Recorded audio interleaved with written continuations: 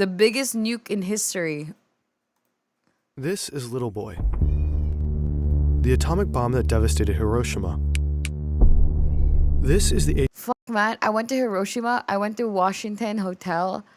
And then when we booked in the flight, Washington Hotel in Hiroshima.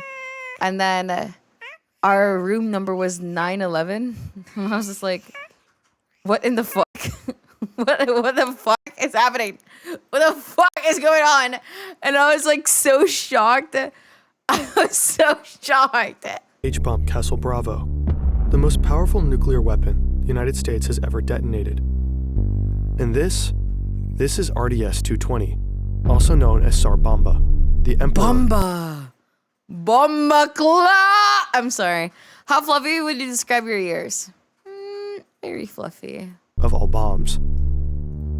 First time chatter, the biggest nuke in history is the one I dropped in the toilet today. It was built in the Soviet Union, and here it was called... Wait, someone joins the stream just now, and Deme's watching bombs and home at 9/11 as always. That's literally me. First time chatter, guys. Come on. What is this fucking coincidence? Big Ivan.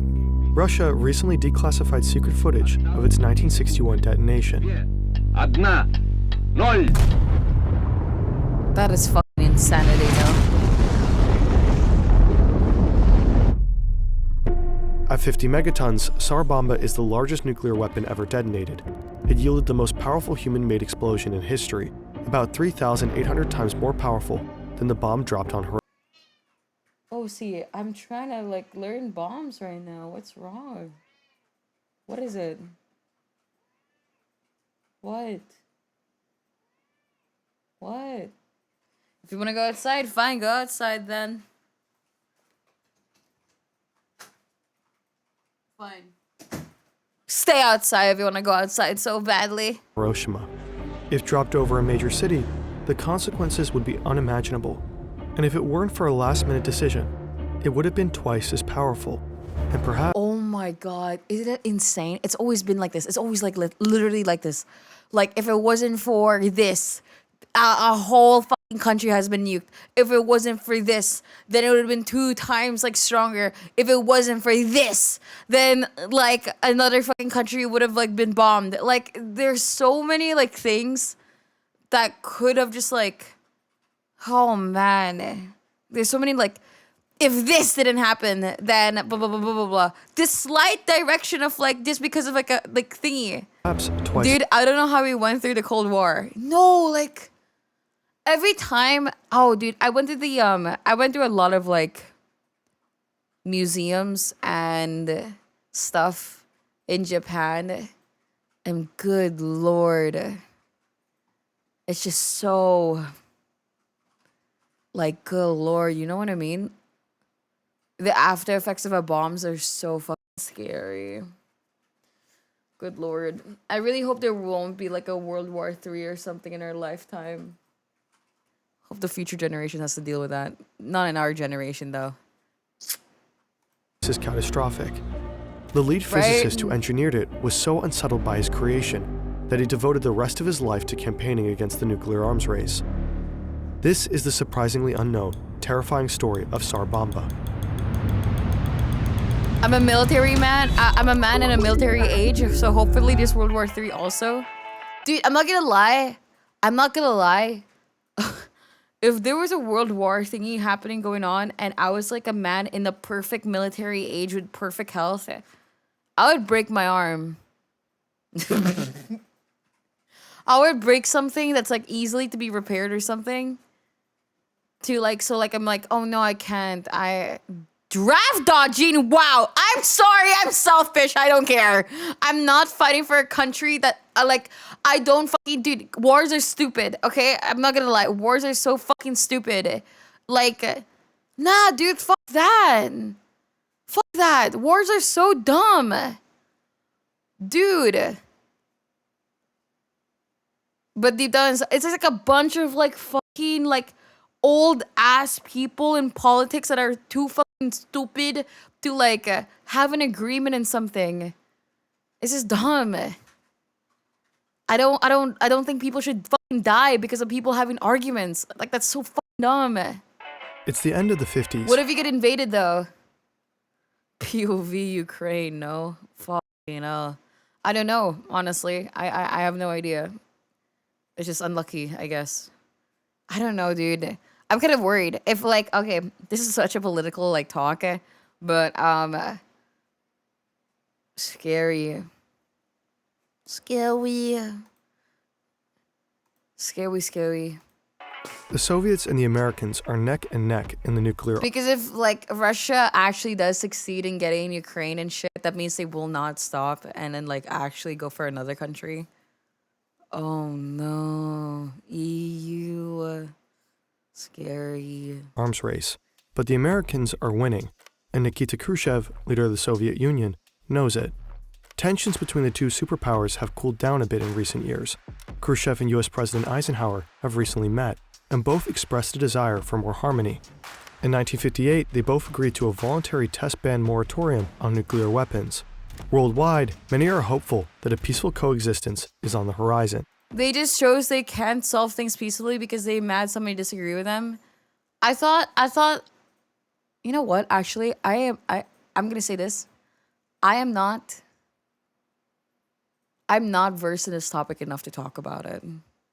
So like me reading chat will not help me with anything because everybody will have their own opinions on things and I don't have enough like knowledge about it to be like, no, that's fucking wrong. So like, I don't care. All I know is that war equal bad, okay? Can we all agree? In May of 1960, the Soviet Union and the United States are scheduled to meet in Paris for a summit. One of the main points on the agenda is disarmament. They hope to formalize a test ban treaty of nuclear weapons. Both leaders and the world at large are well aware of how existentially dangerous nuclear warfare is. But just a few days before the summit, it all goes south. Tensions bubble to a rolling boil when an American spy plane is shot down from deep within Soviet territory. From what I remember, when it comes to like the whole like war and stuff between America and Japan, like if they didn't do the bombing, they would have like not stopped attacking. Like they would have just not stopped. Was that the Americans claim that it was right? just a weather plane that's been blown off course, but the Soviets are able to present evidence that the plane was indeed used for espionage. The captured pilot admits he works for the CIA. The Americans' lie turns into a PR disaster for the Eisenhower administration. Khrushchev opens the Paris summit with an enraged rebuke of the United States. He demands an apology from Eisenhower. The US president refuses, and Khrushchev storms out. No treaty is signed. Khrushchev thinks he needs to show the world how tough and formidable the Soviet Union is. He's famously prickly, impulsive, and aggressive. A few years ago, he told Western powers, "History is on our side. We will bury you." Now is the time to History is on our side. Crazy. Put his money where his mouth is. Because of the temporary ban on testing, innovation efforts on both sides of the arms race have slowed. They're both focused on steadily growing their supply, building more bombs instead of developing new tech. In 1961, the Americans inaugurate John F. Kennedy as their new president. Khrushchev has no respect You know what I find interesting? I find interesting that we, as nations or something like that, all agreed what is fair in war and what is not fair in war. Like, chemical war, not fair because it's just too cruel and shit like that. I think that's so, not everyone. Oh, surely those are all respected. Oh, well, you know, I'm just like saying, like, it's just, you know, it's interesting. Him. He sees him as young, not everyone signed it. And weak. This might be the perfect Canada moment didn't to show the sign world that? what the Soviet Union is capable of. So he summons scientists from Artemis 16, the Soviet Los Alamos, to the Kremlin. Dude, you know what? I'll never forget when my sister accidentally made mustard gas in her fucking bathroom. I'll never fucking forget that. I'll never forget that she thought in her brain, she was like, I was in school, I was in uni, and we lived together and shit like that. And then I come home, and it smells like chemicals in like the fucking restroom. And I go to the like the bedroom, and my sister is on the AC, breathing from the AC, and I was like, "Are you good?" And then she was like, "I almost killed myself." And I'm like, "What?" And she was like, "I accidentally made mustard gas." And I was like, and then she explained it, and she was like, she mixed some fucking chemicals in the bathroom to clean, and then while she was cleaning, the fumes for the fucking like cleaning thingies that she just mixed with not thinking, she just got so dizzy. She started getting really dizzy, and then really like she felt like she couldn't breathe, and then like, and then she was like, "I need to go to bed." Dude, oh my god.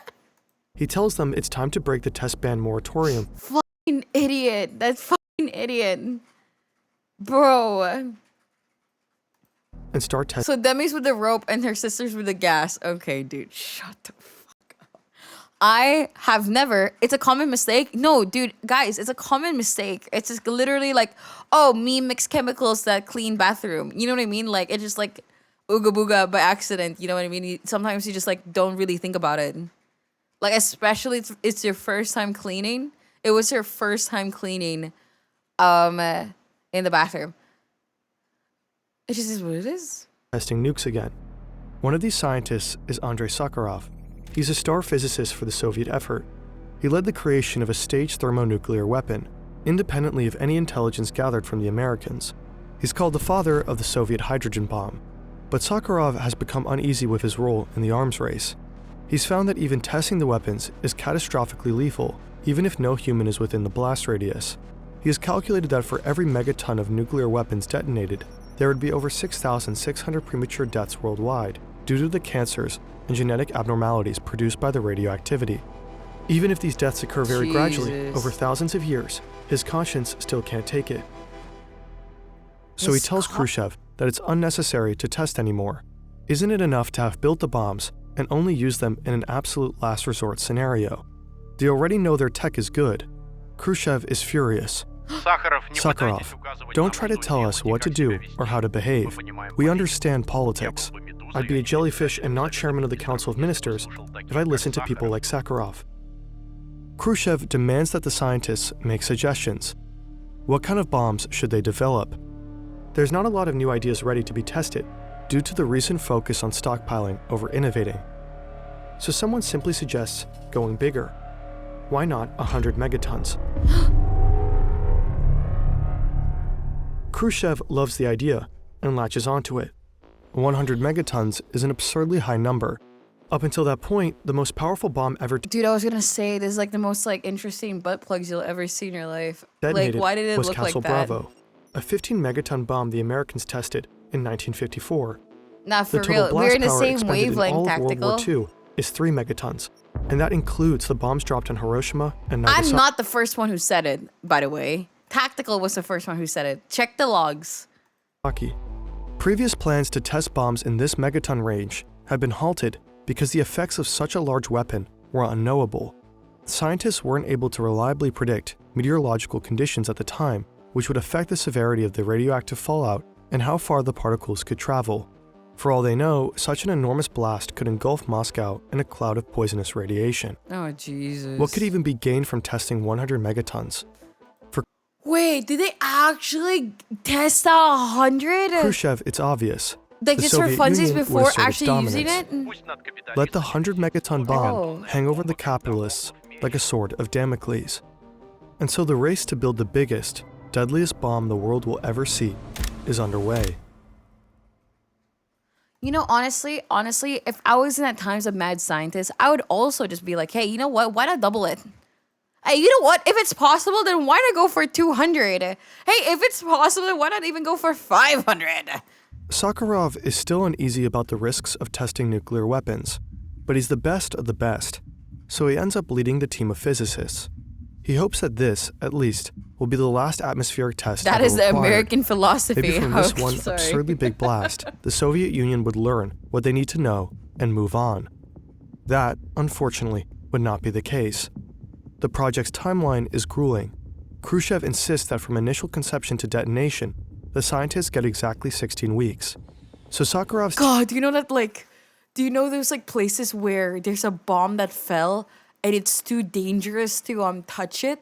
So now there's just a bomb in the fucking random field because the plane got crashed, but the bomb didn't get, like... Do you know the stories like that? Do you guys know that stories where, because during World War, there was a lot of, like, planes carrying bombs, and then the plane like...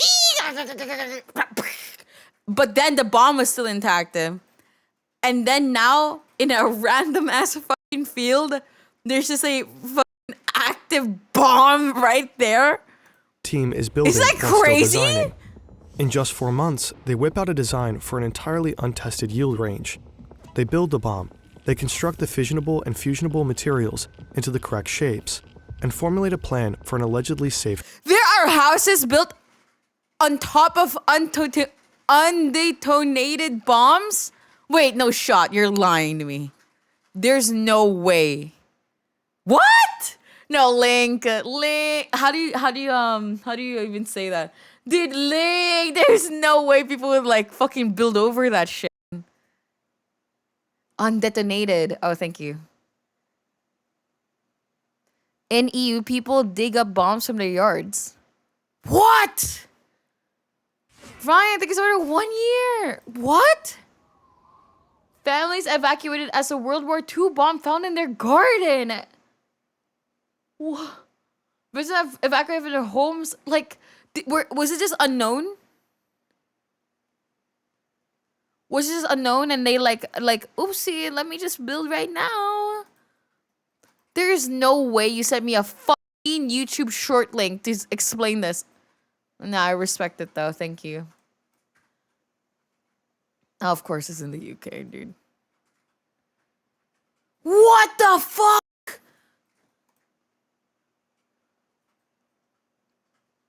Dude, it's huge!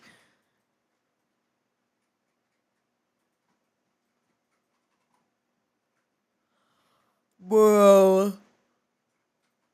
This is like the scene in Iron Man when he was in an active site and the fucking bomb was his... You know what? I'm so fucking sorry. I'm so fucking sorry. Let's just continue with the video. The city where I lived has been fully destroyed during World War II, and they still do to this day find them during construction. Happens every 1-2 years. Wow. Wow. Wow. Wow, that's insane. There was a lot of unexploded bombs that dropped. Wow. Wow, that is so much. The Bomben Bilans.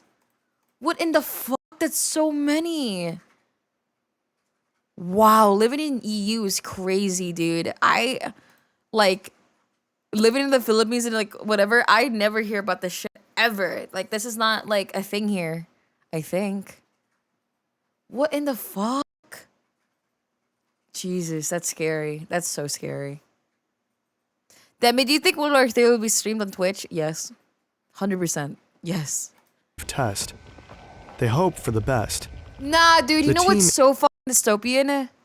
Guys, news reaction today from news like thingies on what's happening in the country that I live in, and you know what I mean? Like, people are gonna be like using the news to be having react content because like they're worried about like some bullshit happening because it's gonna be huge and shit. Nah. Oh my god. No. No.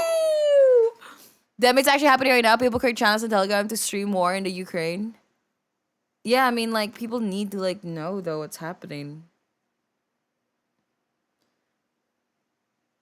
Didn't XCC literally reactive bombs being dropped on people?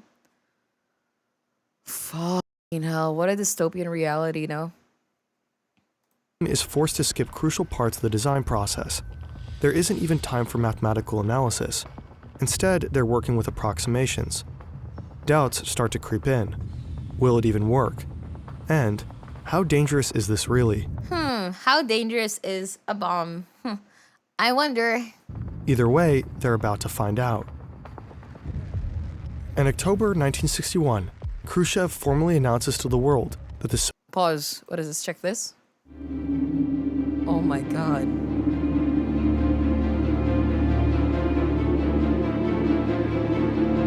This is 37 minutes. What is wrong with me with the way I like fucking speak recently? It's been getting worse.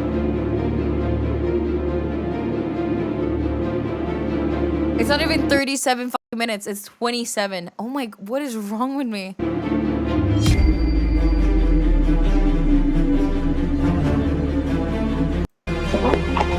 Surely, since it's a known like crash site, they've already removed everything on it though, so there's nothing like there.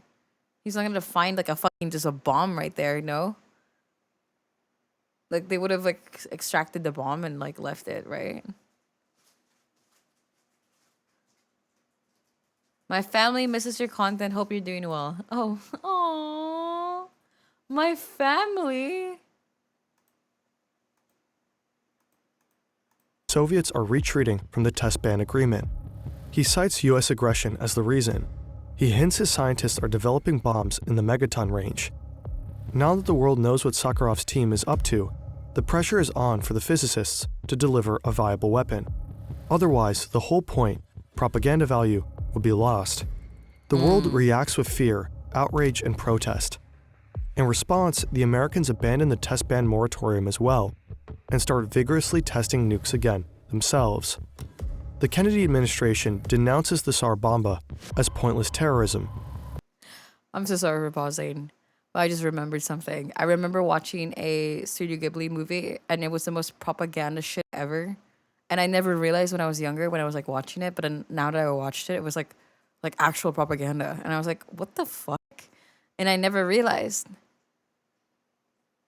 Porco Rosso? No, not that one. I don't remember that one anymore. It was the guy building the fucking airplanes. Oh, what was the name? What was the name of that one? And he has a wife and shit.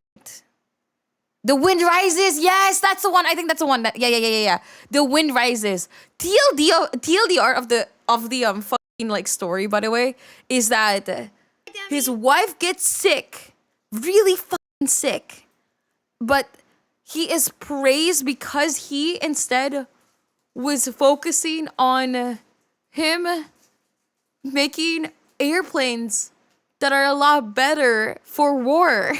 Like, his wife died, but like at least he made a better airplane for war. That's like TLDR, the story.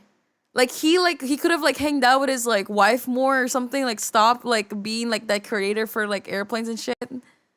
But like no. How is that propaganda? That he was seen that's the good guy. That like he was a good husband. He was like, people praised him to be a good husband. Bro, what the fuck? No, he literally like wasn't even there for his wife at all. Because it was just like whatever. Like a W like fucking like at least he made a better like plane. Nothing but a propaganda weapon. He's just locked into making more planes for the government or some that bullshit. Kennedy's administration considered emulating it, all while denouncing it publicly. The UN appealed to the Soviets. Same with not really propaganda. Okay, well, I don't know. Rewatching Grave of the Fireflies was really annoying for me because the kid could have just sucked up to the fucking aunt. Like, he was such an annoying fucking brat. Like, rewatching Grave of the Fireflies again, I was like, wow, this fucking kid is really like a brat. He could have just said sorry instead of like starving his sister, starving himself and whatever. He could have just apologized to his aunt. He had a place to stay and it was like a frugal, like whatever. I don't know, man. It's just like a weird fucking story. But Khrushchev pushes forward. At the end of October, Is TTS still not working? Goodbye, Boomy. I'm done with you. I'm sick and tired of you. You're done. You're done. You're done. Dude, Boomy has not been working since like, I don't know what the fuck is going on, but he's just not been working. You're done. No more.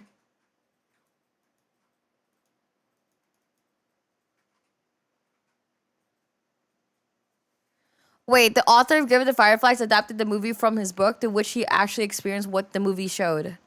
Wait, that was based on a true story? Oh my fuck, I did not know that.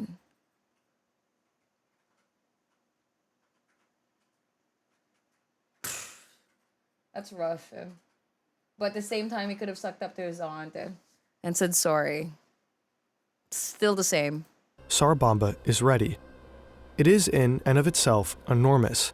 A weapon with 100 megaton explosive power needs a lot of uranium and fission fuel, so Big Ivan is roughly the size of a school bus, 8 meters long and weighs 25 tons. The bomb is so bulky that it needs its own specially modified plane to deliver the payload.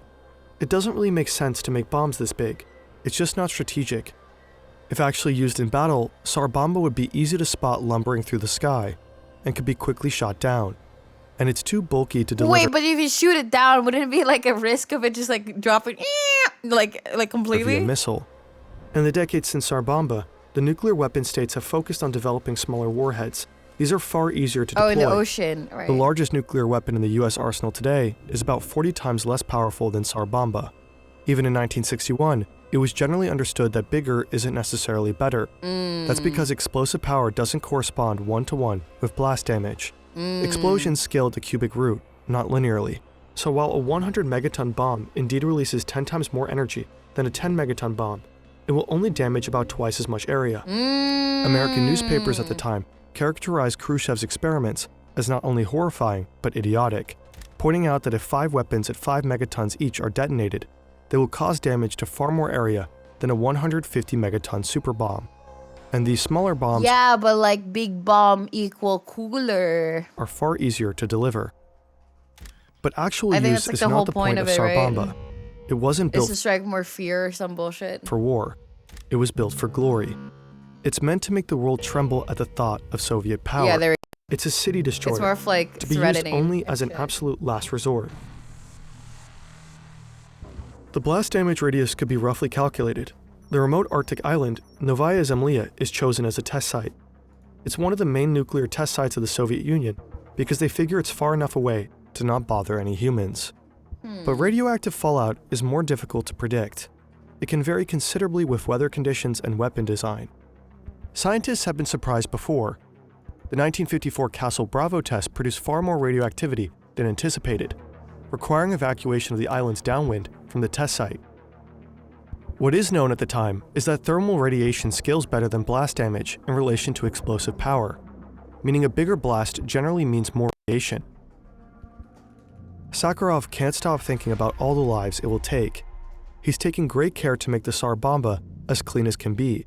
It's designed to minimize the release of radioactive fallout as much as possible. But still, even a relatively clean nuke like Tsar Bomba isn't safe. According to his calculations, the test of one clean 100 megaton weapon will release enough radiation that, over time, Oh, Jesus. Radiation talk is always so fucking scary. It's always so fucking scary. will cause 660,000 premature deaths. Deaths he would be partially responsible for. So he makes one last-minute, drastic change in design. Oh, 1 minute. Right before the weapon test, he suggests using an inert substance like lead instead of uranium-238. This will cut the blast yield down from 100 to 50 megatons. Khrushchev agrees. He's facing a lot of backlash, I so see, scaling it's like back so much might be 11 politically months. smart. As long as the triggering device works and the bomb goes off, the world will still know Tsar Bomba is capable of detonating 100 megatons Dude, holy fuck. Look at that cloud. What the fuck? if the Soviets ever feel they need to in the future.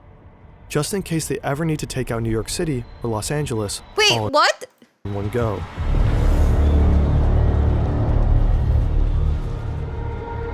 No.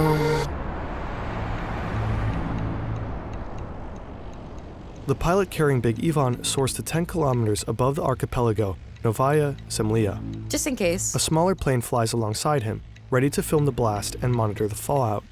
The engineers believe the crew only has a 50% chance of survival. Big Ivan is designed to detonate mid-air. To give the crew even a chance of escape, the bomb is outfitted with a massive parachute meant to slow the bomb's descent. It should be enough time. Fingers crossed. At 11:32 Moscow time, what the fuck? from 4,000 meters above the ground, the bombardier drops the bomb.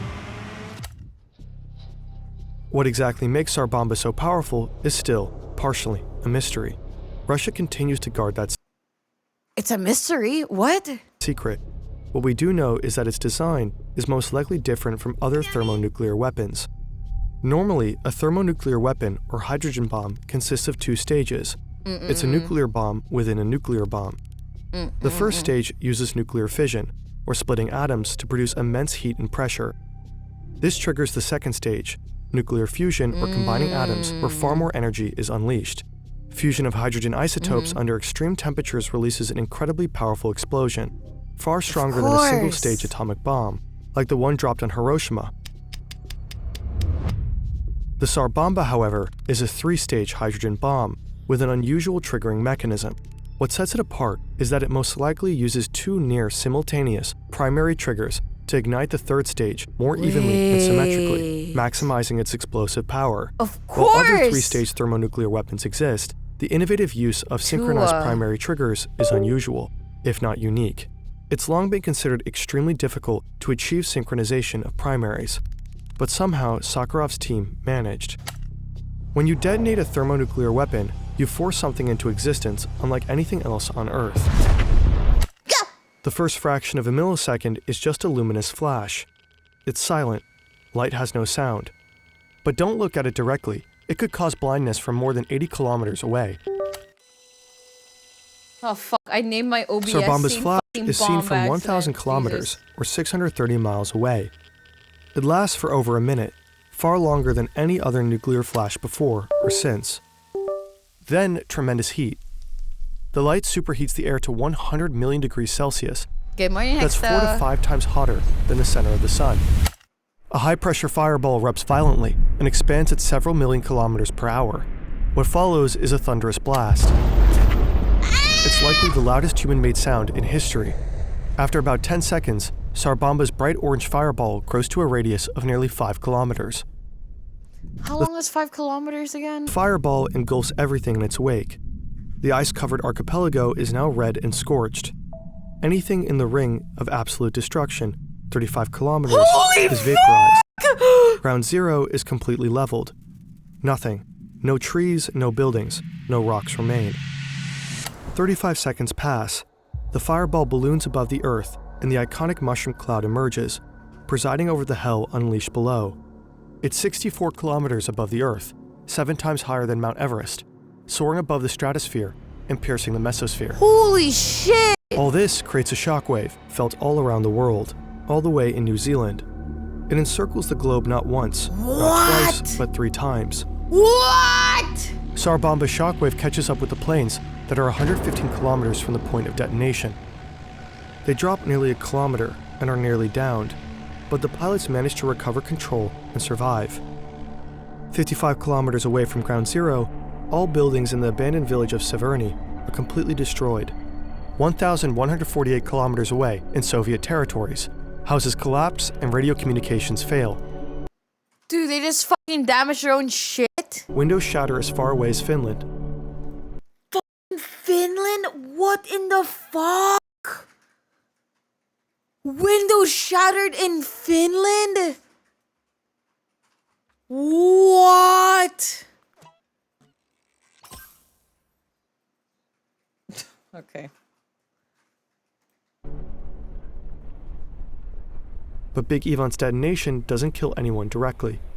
If Tsar Bomba were dropped on a city as large as New York or Did y'all hear that TTS, by the way? Just making sure that you did or did not. Washington, D.C., it would be instantly demolished. Concrete would explode to vanish without a No. I'm about to fucking crash out. I'm about to crash out.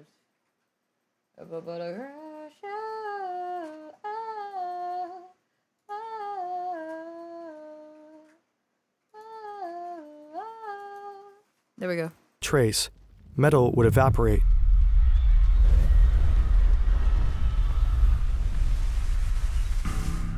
Damn, that's as much as the claps of my ass cheeks. Tsar Bomba's fireball never made contact with the ground, and so its radioactive fallout was relatively small compared with its yield. It is considered one of the cleanest nukes ever dropped. Still, its radioactivity was caught in the stratosphere. When they say clean, it means like not as much radiation, right? Like dispersing throughout the land and shit like that. Circled the Earth for years, dispersing all across the globe.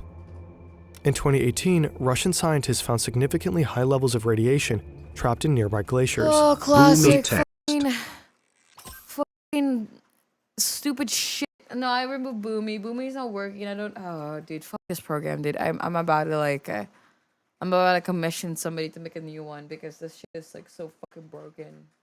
God, it's just so fucking broken every single fucking time. Those glaciers are melting at record speed into the Barents Sea, a sea that yields up to 4.5 million tons of fish per year for human consumption. Glaciers that were previously sinks of atmospheric contaminants are now becoming secondary sources of radioactive fallout, which environmentalists predict will become increasingly relevant in the coming decades. Due to Tsar Bomba and 120 other nuclear detonations at Novaya Zemlya, indigenous populations living nearby have been exposed to significantly high radiation levels. They experience higher levels of chromosomal diseases and birth defects than other populations in Russia, facts that only emerged later because the Dude, I knew it. That's the fucking CS players I'm going against or having my teammates with. Soviet Union covered up incidents of radiation sickness. Some locals call it the archipelago of death. Just after detonation, the Tsar Bomba test is No, I think people forget how like ever since World War, so many more birth defects, so many more cancers, so many like people like develop like so much more like shit. It's crazy. And like the up in like things that are just like birth denormalities of just like RNG shit is crazy. Condemned internationally and domestically. Sakharov emerges as a vocal critic of nuclear testing and of Soviet leadership. He campaigns vigorously for an end to atmospheric testing. For his efforts, he receives the Nobel Peace Prize in 1975. What? What? Nobel Peace Prize? He wanted to stop the bombs at least. Did this guy make it? Like what? Atmospheric testing. For his efforts, he receives the Nobel Peace Prize. He created the bomb but was sad about it. What bomb? What? What are we talking about? Prize in 1975. The Kremlin permits him from leaving the Soviet Union to receive the award.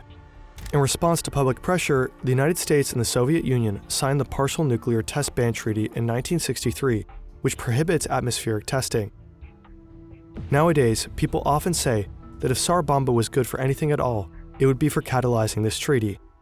When brought up, it's often dismissed both in the United States and the former Soviet Union as a reckless political stunt, a weapon too impractical and dangerous to ever be attempted by anyone else.